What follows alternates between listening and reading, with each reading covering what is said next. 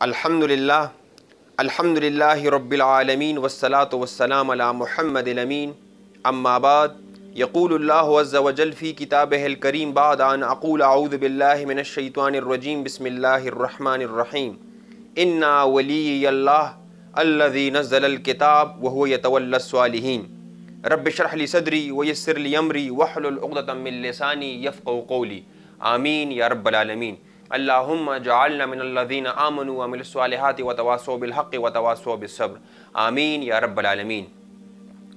मोहम्मद अस्सलामु अलैकुम व रहमतुल्लाहि व बरकातुहू। आपका बहुत बहुत शुक्रिया, एक दफ़ा फिर आप इस नशिस्त में मेरे साथ हैं। कोशिश करेंगे कि इस आयत में अल्लाह ताला ने क्या हिदायत हमें दी हैं इसको एक्सप्लोर करने की कोशिश करेंगे और इसको बयान करने की कोशिश करेंगे। तो सबसे पहली बात जो अक्सर मैं आपके सामने कहता हूँ कि इसका सियाक़ व सबाक़ क्या है, क्या कंटेक्स्ट है इसका। तो देखिए, रसूल करीम सल्लल्लाहु अलैहि वसल्लम जिस मुआशरे में आए उस मुआशरे में उनको बहुत ज़्यादा मुखालिफतों का और सामना करना पड़ा। लोगों ने उनकी मुखालिफत बहुत ज़्यादा की, आखिरी दर्जों में मुखालिफत की। तो इस किस्म के सख्त हालात में इन आयतों में कुछ हिदायत रसूलुल्लाह सल्लल्लाहु अलैहि वसल्लम को दी गई। अब सवाल ये पैदा होगा आपके जहन में कि हमारे लिए इसमें क्या है। तो देखिए, अगर उन सख्त हालात में ये हिदायत कारआमद हुई, रसूल करीम सल्लल्लाहु अलैहि वसल्लम ने इन आयतों पर अमल किया और उन सख्त हालात को टैकल किया, कामयाब रहे उसमें। तो हम अगर देखें, हम अपने हालात का जो भी हक़ का दावा करते हैं आजकल आज के दौर में, तो उनके सामने उस तरह के हालात नहीं आए हैं। ये आप भी जानते हैं, हम भी जानते हैं। यानी वो तो हम तस्वर भी नहीं कर सकते हैं कि रसूल करीम सल्लल्लाहु अलैहि वसल्लम और सहाबे कराम रज़ी अल्लाह तआला अन्हुम अजमईन ने बहुत ज़्यादा सख्तियाँ बर्दाश्त की। वो सख्तियाँ, वो मुसीबतें, वो तकालीफ आज के दौर में नहीं है। यानी जो भी दावत का काम करते हैं उनके सामने उस तरह के हालात नहीं आए हैं। इन आयतों पर अमल करके उन सख्त हालात को अगर काबू किया जा सका, उन सख्त हालात में कामयाब होना मुमकिन रहा, तो आज तो हालात उस जैसे नहीं है।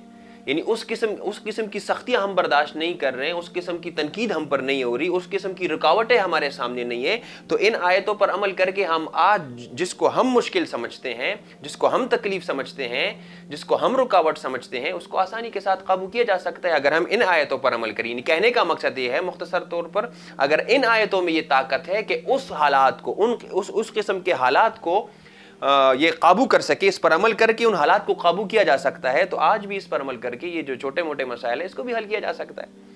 तो इसमें अल्लाह ताला रसूलुल्लाह सल्लल्लाहु अलैहि वसल्लम की ज़ुबान मुबारक से ये ऐलान कर रहे हैं कि इन्ना वलिय्यल्लाह अल्लज़ी नज़्ज़लल किताब व हुवा यतवल्लस सालिहीन, कि बेशक मेरा वली, मेरा कारसाज, मेरा प्रोटेक्टिव फ्रेंड वो मेरे साथ है। और वो कौन है? फिर इंट्रोडक्शन अल्लाह ताला रसूल करीम सल्लल्लाहु अलैहि वसल्लम उसको इंट्रोड्यूस कर रहे हैं कि वो ज़ात कौन है। अल्लज़ी नज़्ज़लल किताब, जिसने कुरान मजीद नाजिल की है, जिसने कानून नाजिल किया है। वह हुवा यतवल्लस सालिहीन, और वो मोमिनों का, सालिहीन लोगों का भी, जो कंस्ट्रक्टिव काम करते हैं मुआशरे में, उनका भी वली है।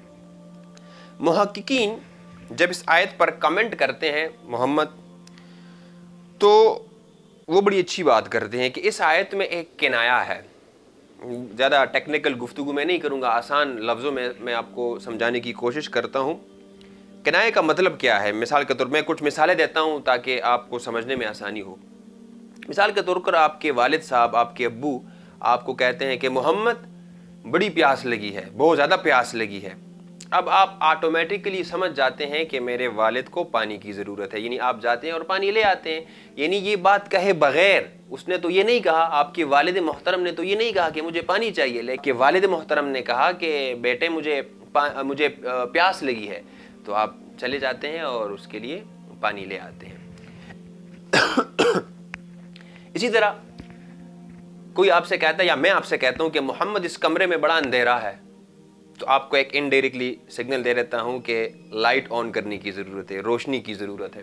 तो इससे मुखातब समझ जाता है और जो बात करने वाला है वो एक इनडायरेक्टली एक पैगाम कन्वे कर जाता है।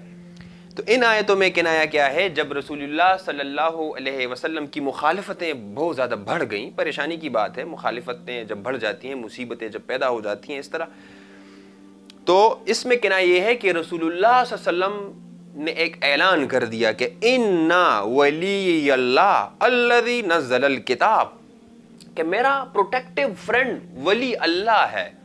اس میں کنایہ یہ ہے کہ اے مخالفین، اے مشرکین مکہ، اے کفار مکہ، آپ لوگ اگر یہ سمجھتے ہیں کہ آپ کی ان مخالفتوں سے اور ان پروپیگنڈوں سے میں اپنے کام سے رک جاؤں گا، آپ کیا یہ سمجھتے ہیں کہ آپ کی ان مخالفتوں سے، یعنی وہ تو آپ کے علم میں ہے کہ مخالفتیں تو تھی نا، تنقید بھی وہ کر رہے تھے، جس طرح ہم نے پہلے بھی اس کا تذکرہ کیا کہ آپ کی اس تنقید سے، آپ کے ان پروپیگنڈوں سے کیا میرا رشتہ اس قرآن مجید سے کمزور ہو جائے گا؟ کیا میرا رشتہ اللہ تعالیٰ سے کمزور ہو جائے گا؟ کیا میں اس دین کو بیان کرنے سے ہٹ جاؤں گا؟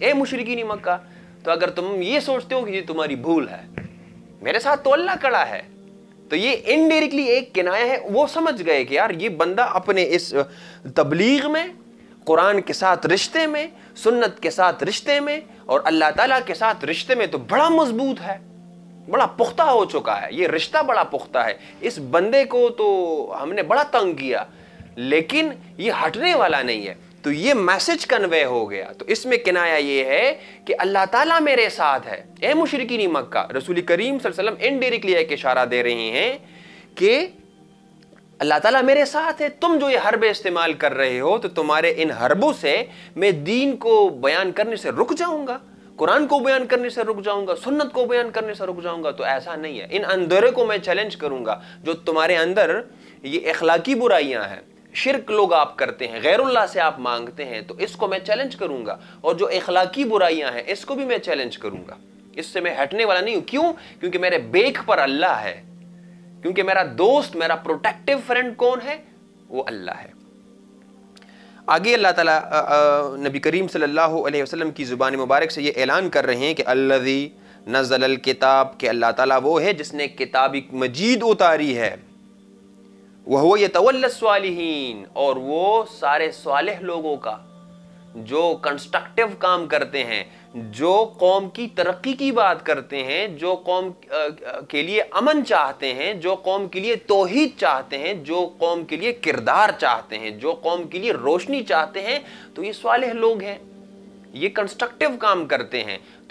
تو یہ نہ سمجھیے کہ اللہ تعالیٰ صرف میرا جو ہے وہ ولی ہے، بلکہ ہر اس شخص کا ولی ہے، ہر اس شخص کا مددگار ہے جو معاشرے میں کنسٹرکٹیو کام کرتے ہیں، جو معاشرے کو محبت دیتے ہیں، معاشرے کو قرآن مجید سکھاتے ہیں، جو روشنی پھیلاتے ہیں، جو علم کو عام کرتے ہیں، تو اللہ تعالیٰ ان کا بھی ولی ہے۔ جو حق کی بات کرتے ہیں، یعنی میرا بھی ولی ہے، رسول کریم صلی اللہ علیہ وسلم فرماتے ہیں کہ میرا بھی ولی ہے، میرا پروٹیکٹیو فرینڈ ہے، میری بیک پر وہ کھڑا ہے، لہٰذا میں اس دین کو بیان کروں گا۔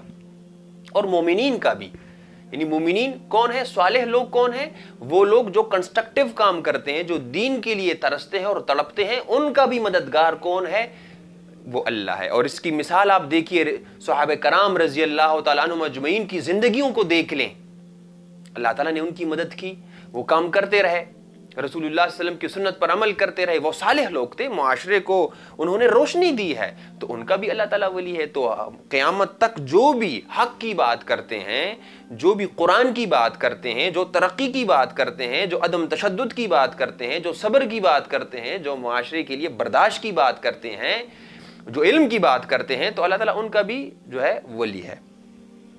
آگے پھر اللہ تعالیٰ ان کے عقائد کا تذکرہ کرتا ہے، یعنی تمہاری حیثیت کیا ہے، تم رسول اللہ صلی اللہ علیہ وسلم کے خلاف بات کرتے ہو، پروپیگنڈا کرتے ہو، تو وہ مشرک، چونکہ وہ مشرک تھے، تو اللہ تعالیٰ نے آگے پھر یہ کہا وَالَّذِينَ تَدْعُونَ مِن دُونِهِ لَا يَسْتَطِيعُونَ نَصْرَكُمْ وَلَا أَنفُسَهُمْ يَنْصُرُونَ۔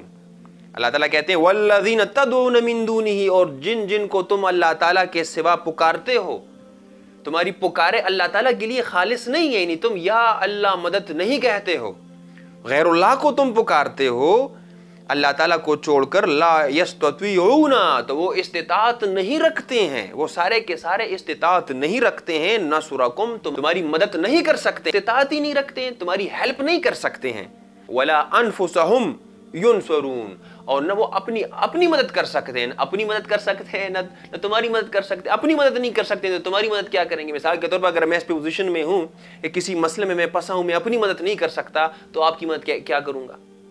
یعنی وہ اللہ تعالیٰ سمجھا رہے ہیں کہ جن کو تم اللہ تعالیٰ کے سوا پکارتے ہو، تمہاری پکارے اللہ تعالیٰ کے لیے خالص نہیں ہے، تو جن کو تم پکارتے ہو، جن کو تم مشکل کشا سمجھتے ہو، غوث اور غوث العظم سمجھتے ہو، مشکل کشا سمجھتے ہو، تو وہ تو اپنی مدد بھی نہیں کر سکتے، تو تمہاری کیا مدد کریں گے؟ یعنی جن بتوں کو تم پکارتے ہو یہ تمہارا کچھ نہیں بگاڑ سکتے ہیں۔ اب یہاں پر بھی ایک بات غور کرنی کی ہے محمد، بڑی اہم بات ہے، آپ اگر اس کو سمجھ جائیں تو انشاءاللہ آپ کو بڑا اچھا لگے گا۔ مشرکین مکہ نے یہ بات محسوس کی کہ یہ تو ایک قسم کی تضحیک ہے اور یہ ایک قسم کی توہین ہے کہ یہ بت کچھ نہیں کر سکتی، یہ رسول اللہ صلی اللہ علیہ وسلم تو کہتا ہے کہ صرف اللہ سے مانگو، یہ رسول اللہ صلی اللہ علیہ وسلم تو کہتا ہے کہ فَعْلَمْ أَنَّهُ لَا إِلَهَ إِلَّا اللَّهُ، اللہ تعالیٰ کے علاوہ کوئی مشکل کشا نہیں ہے، کوئی رازق نہیں، یہ رسول اللہ صلی اللہ علیہ وسلم تو یہ بات کرتا ہے صلی اللہ علیہ وسلم، یہ تو کہتا ہے کہ یہ بت کچھ نہیں کر سکتے ہیں، تو یہ تو ایک قسم کی توہین ہے ہماری بتوں کی۔ تو اللہ تعالیٰ نے اس آیت میں ایک ڈولٹی رکھی ہے، مفسرین یہ کہتے ہیں کہ اس آیت میں ڈولٹی ہے۔ وہ کیا؟ آپ نے یہ دیکھا ہوگا کہ جو بت بنتے ہیں، آج کے دور میں بھی آپ نے اس طرح کے بت دیکھے ہوں گے، وہ بڑے قسم کے ہوتے ہیں، اس طرح کے ہاتھ نظر آتے ہیں، بڑی بڑی آنکھیں ہوتی ہیں اور اس طرح جھکے ہوئے ہوتے ہیں گویا ہمیں دیکھ رہے ہیں۔ یعنی اس کا ایک نفسیاتی اثر بھی ہوتا ہے، جس طرح مثال کے طور پر میں آپ کو ایک مثال سے سمجھانے کی کوشش کرتا ہوں محمد، کہ قبرستان آپ جاتے ہیں، آپ کئی قبریں ہوتی ہیں، سینکڑوں قبریں ہوتی ہیں، آپ کو ڈر نہیں لگتا، لیکن آپ ایک جگہ پر قبر بنی ہوئی اور بڑی لمبی سی بڑی قبر ہے، لمبی سی بڑی قبر ہے، تو جب آپ اس کو دیکھتے ہو تو اس کا ایک نفسیاتی اثر ہوتا ہے، بندہ ڈر سا جاتا ہے۔ جن کا عقیدہ پختہ نہیں ہوتا نا، اللہ تعالیٰ پر اعتقاد ان کا کمزور ہوتا ہے، تو تھوڑے سے ڈر جاتے ہیں، وہ سینکڑوں قبروں میں گھومتے پھرتے ہیں، کچھ ان کو نہیں ہوتا، لیکن ادھر تھوڑا سا نفسیاتی اثر ان پہ ہو جاتا ہے تو تھوڑا سا ڈر جاتے ہیں۔ تو اسی طرح یہ جو بڑے بڑے بت بنے ہوتے ہیں نا، اس طرح نیچے دیکھ رہے ہوتے ہیں، یعنی ہمیں لگ رہا ہوتا ہے کہ یہ ہمیں دیکھ رہے ہیں۔ تو اللہ تعالیٰ نے اس آیت میں بڑی زبردست بڑی عجیب بات رکھی، تو دونوں باتوں کی طرف آتے ہیں۔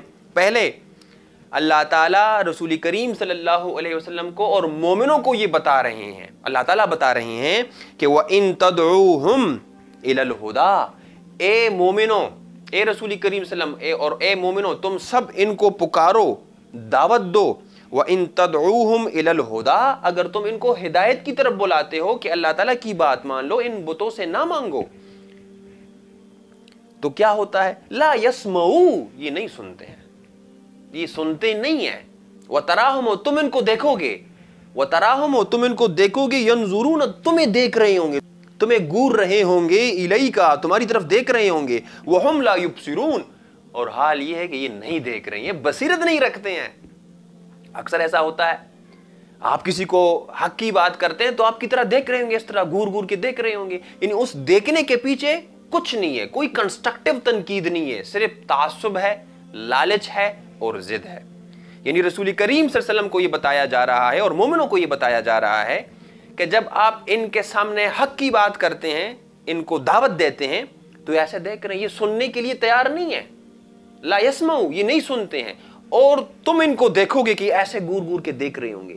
کبھی آپ بازار میں جا رہے ہیں تب بھی آپ کو دیکھ رہے ہیں، آپ کو تنگ کر رہے ہیں، کبھی آپ جو ہے محلے میں جا رہے ہیں تو تب بھی آپ کو دیکھ رہے ہیں۔ یعنی یہ مشرکین اے رسول کریم صلی اللہ علیہ وسلم اور اے مومنو تم کو دیکھ رہے ہوں گے، تمہاری طرف دیکھ رہے ہوں گے، لیکن اللہ تعالیٰ اس دیکھنے پر کمنٹ کر رہے ہیں، بڑا خوبصورت کمنٹ کر رہے ہیں، وَهُمْ لَا يُبْصِرُونَ، حال یہ ہے کہ یہ نہیں دیکھتے ہیں، دل کی آنکھیں نہیں ہیں ان کی۔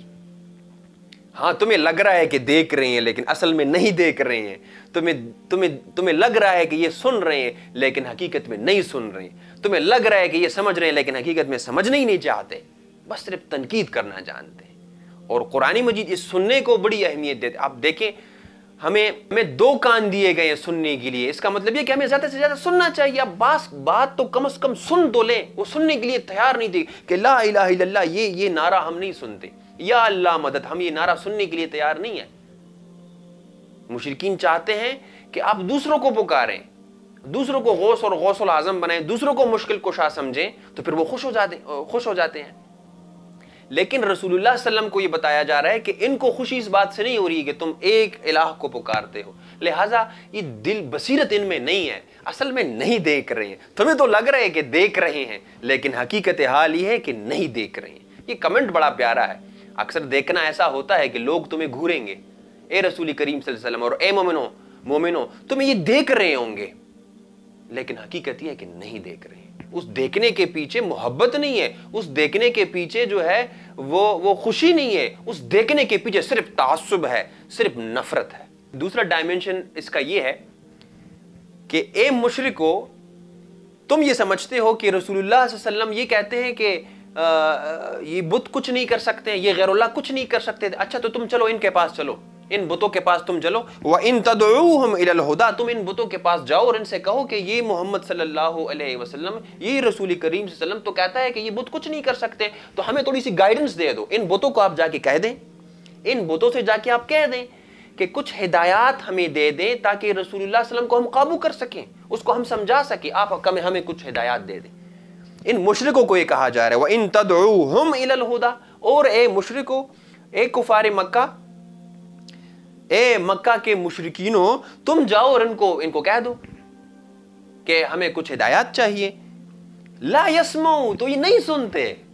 اس میں ڈولیٹی ہے, یعنی تم ان کو پکارو ان بتوں کو تو یہ لا يسمعوا, یہ نہیں دیکھتے, نہیں یہ نہیں سنتے. وَتَرَاهُمْ, تم ان کو دیکھو گے, ان بتوں کو تم دیکھو گے. يَنْظُرُونَ إِلَيْكَ, کہ تمہاری طرف دیکھ رہی ہیں, اس طرح تمہاری طرف دیکھ رہی ہیں.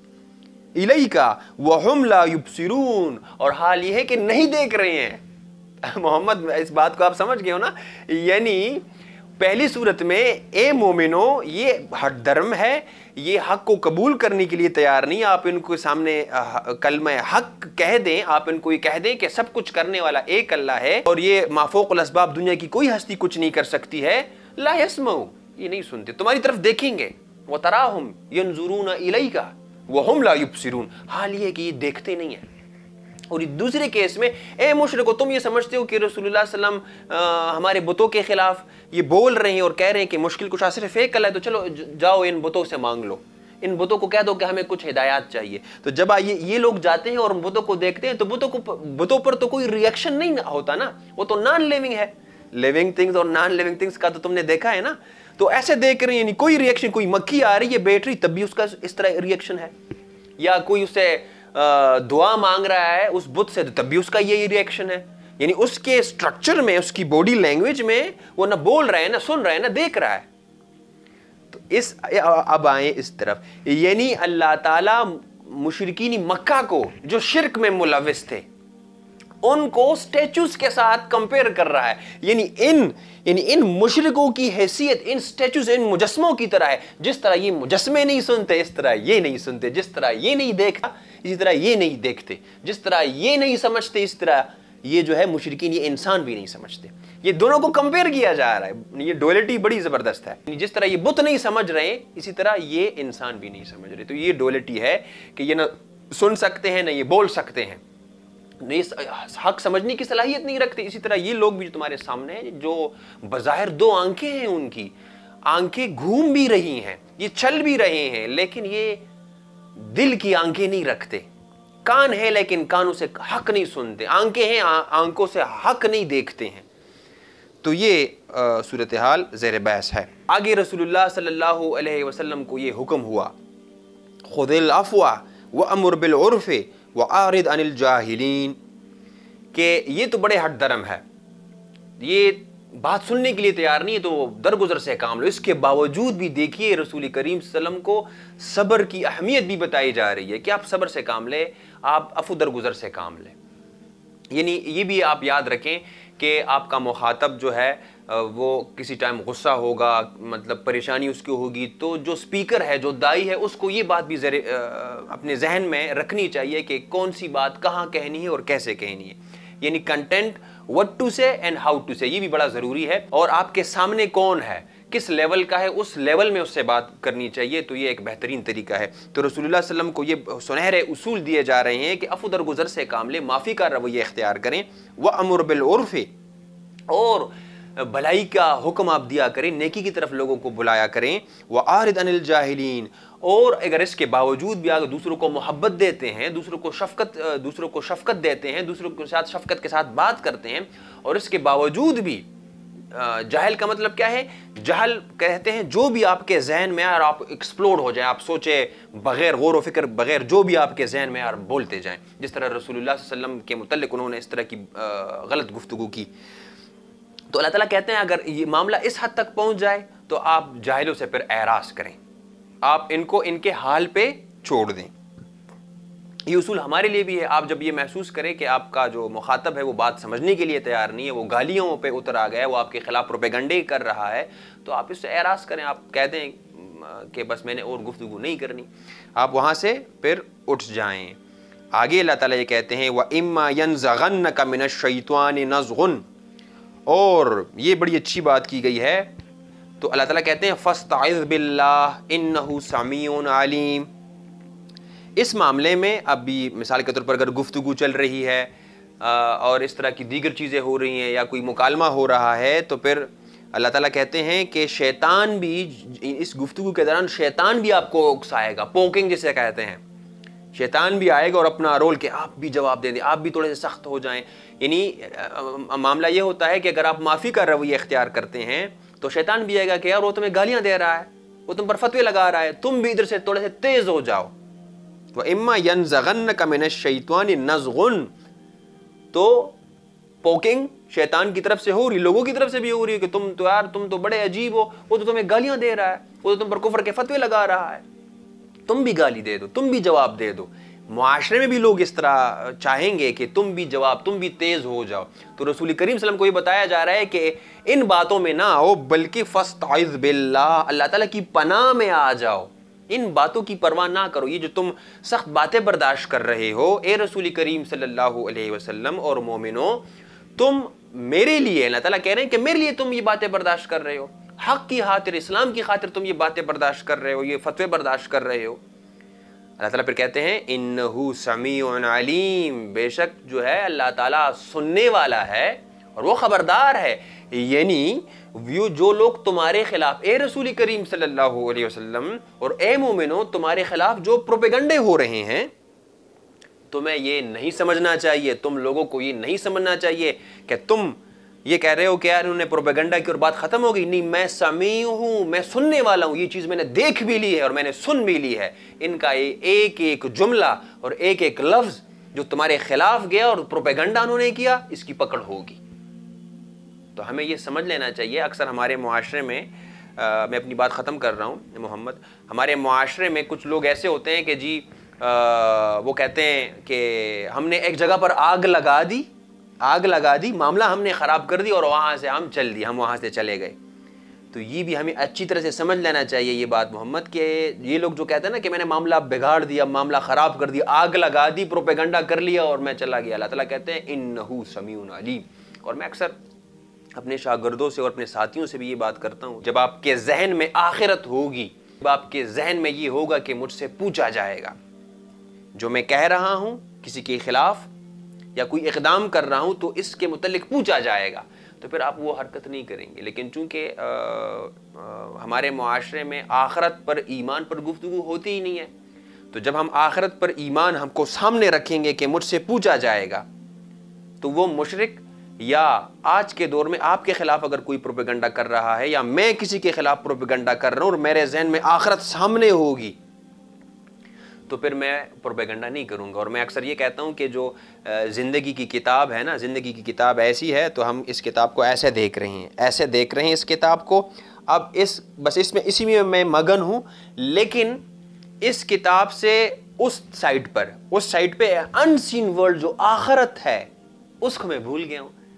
میرا اعتقاد تو ہے کہ ایک دن میں نے مرنا ہے اور اللہ تعالیٰ کی حضور پیش ہونا ہے، تو میں ان باتوں کا جواب دوں گا۔ تو میرے اگر یہ احساسات ہوں گے نا، میرا اگر یہ اعتقاد ہوگا کہ اس کتاب کو تھوڑا سا کھول کر اس دوسری کتاب کو بھی دیکھ لوں، آخرت کی کتاب کو بھی دیکھ لوں، آخرت اس جہاں کو بھی دیکھ لوں، میں تو صرف اس جہان میں مگن ہوں کہ اس کو زہر کر دوں، کسی کے خلاف پروپیگنڈا کر دوں، اپنے پڑوسیوں کو دکھ پہنچاؤں، اپنے پڑوسیوں کو تنگ کروں، اپنے دوستوں کو تنگ کروں۔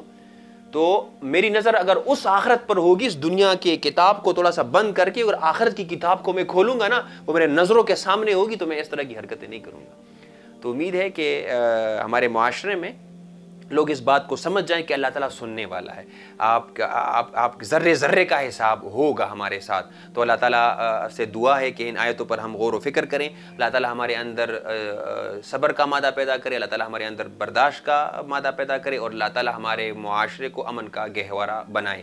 آمین یا رب العالمین۔ بارک اللہ لی ولکم فی القرآن الحکیم ونفعنی وإیاکم بالآیات وذکر الحکیم۔ آمین یا رب العالمین۔